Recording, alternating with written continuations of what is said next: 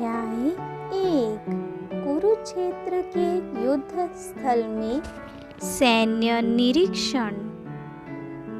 श्लोक संख्या 7। अस्माकं तु विशिष्टाये तान्निबोध द्विजोत्तमा नायका मम सैन्यस्य संज्ञार्थं तान् ब्रावीमि ते। किंतु हे ब्राह्मण श्रेष्ठ, आपकी सूचना के लिए मैं अपनी सेना के उन नायकों के विषय में बताना चाहूँगा जो मेरी सेना को संचालित करने में विशेष रूप से निपुण हैं। श्लोक संख्या 8। भवानी भीष्मश्च कर्णश्च कृपश्च समितिञ्जयः अश्वत्थामा विकर्णश्च सौमदस्तिस्तथैव च। मेरी सेना में स्वयं आप, भीष्म, कर्ण, कृपाचार्य, अश्वत्थामा, विकर्ण तथा सोमदत्त का पुत्र भूरिश्रवा आदि हैं, जो युद्ध में सदैव विजयी रहे हैं।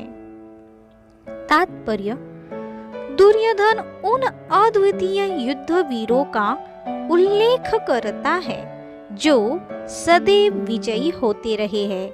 विकर्ण दुर्योधन का भाई है, अश्वत्थामा द्रोणाचार्य का पुत्र है और सोमदत्ती या भूरिश्रवा बाहिलिकों के राजा का पुत्र है। कर्ण अर्जुन का आधा भाई है, क्योंकि वह कुंती के गर्भ से राजा पांडु के साथ विवाहित होने के पूर्व उत्पन्न हुआ था। कृपाचार्य की जुड़वा बहन द्रोणाचार्य को ब्याही थी। श्लोक संख्या 9। अन्ये च बहवः शूरा मदर्थे त्यक्तजीविताः नानाशस्त्र प्रहरणाः सर्वे युद्ध विशारदाः। ऐसे अनेक अन्य वीर भी हैं जो मेरे लिए अपना जीवन त्याग करने के लिए उद्यत हैं। वे विविध प्रकार के हथियारों से सुसज्जित है और युद्ध विद्या में निपुण है। तात्पर्य: जहाँ तक अन्यों का यथा जयद्रथ, कृतवर्मा तथा शल्य का संबंध है, वे सब दुर्योधन के लिए अपने प्राणों की आहुति देने के लिए तैयार रहते थे। दूसरे शब्दों में यह पूर्व निश्चित है कि वे अब पापी दुर्योधन के दल में सम्मिलित होने के कारण कुरुक्षेत्र के युद्ध में मारे जाएंगे। निसंदेह अपने मित्रों की संयुक्त शक्ति के कारण दुर्योधन अपनी विजय के प्रति आश्वस्त था। श्लोक संख्या 10। अपर्याप्तं तदस्माकं बलं भीष्माभिरक्षितं पर्याप्तं त्विदमेतेषां बलं भीमाभिरक्षितं।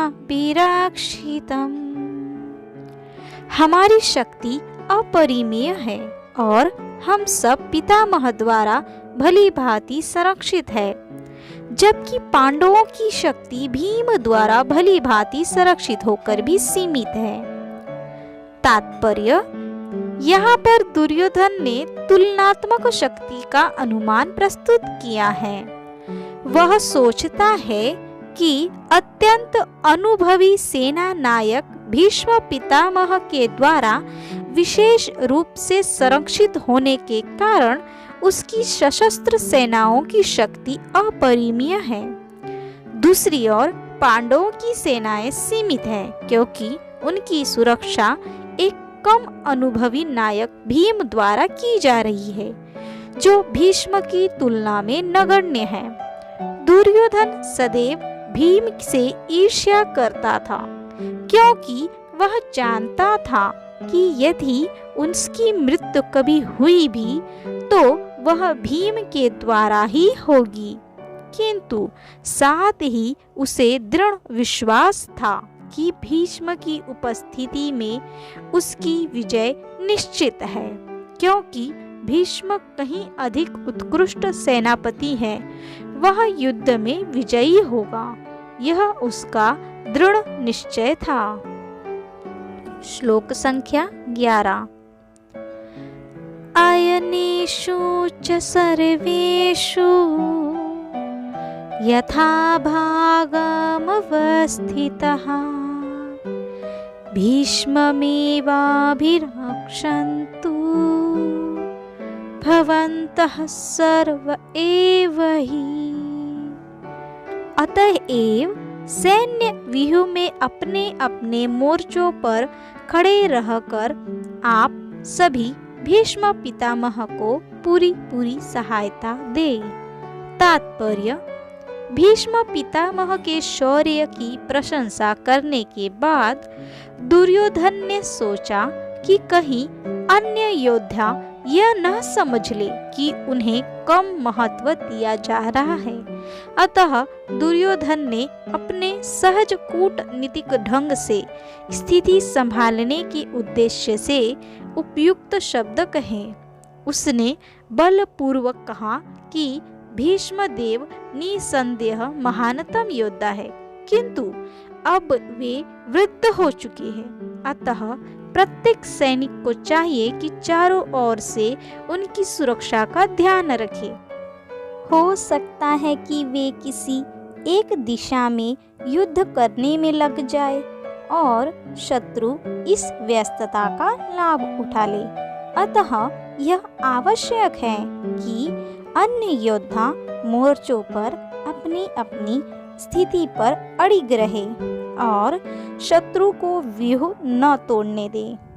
दुर्योधन को पूर्ण विश्वास था कि कुरुओं की विजय भीष्मदेव की उपस्थिति पर निर्भर है।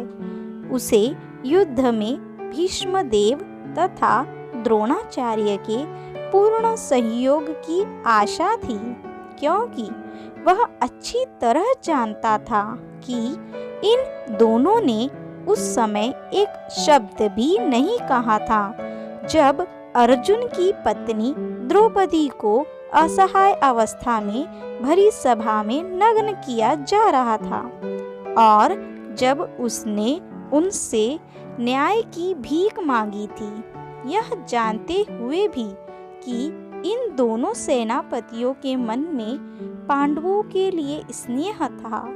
दुर्योधन को आशा थी कि वे इस स्नेह को उसी समय त्याग देंगे जिस तरह उन्होंने द्रुतकिर्णा के अवसर पर किया था।